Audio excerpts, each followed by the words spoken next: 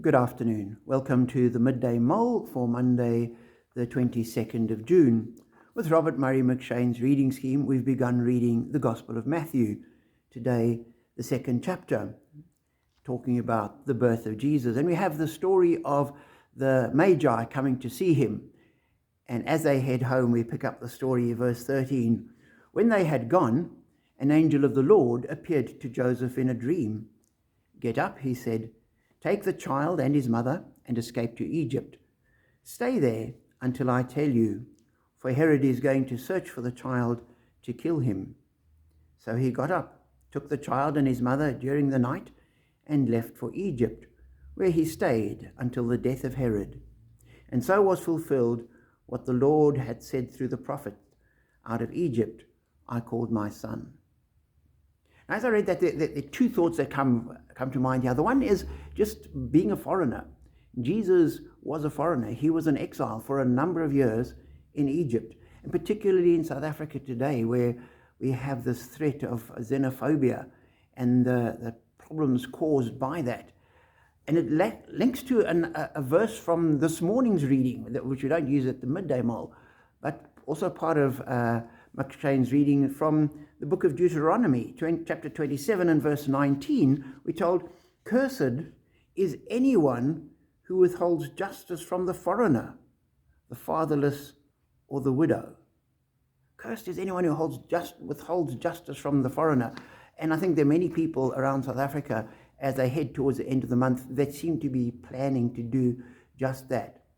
Now, clearly, the laws need to be applied, and if there are criminals, deal with them in the criminal justice system. If there are people that have broken the law in some way, let them be dealt with according to the law, but let the law take its course. And I think a far bigger problem than foreigners is the corruption that goes with it, and the people selling papers and all sorts of things like that. And I think that's where focus needs to be, on sorting out the problem at home.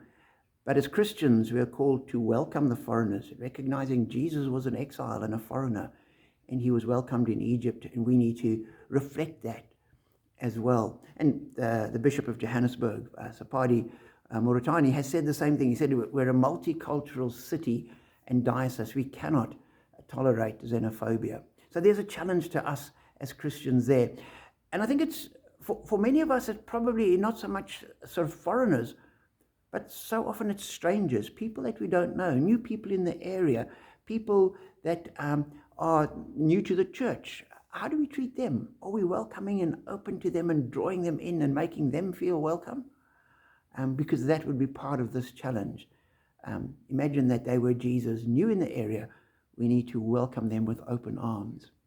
And then a sort of rider to this with Jesus, just thinking, sometimes like Jesus, we find ourselves in places that we didn't think we would be, where we don't want to be, where it feels like we shouldn't be.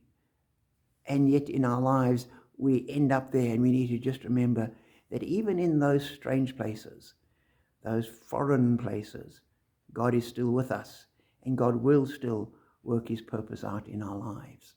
So that's just an encouragement for us as well.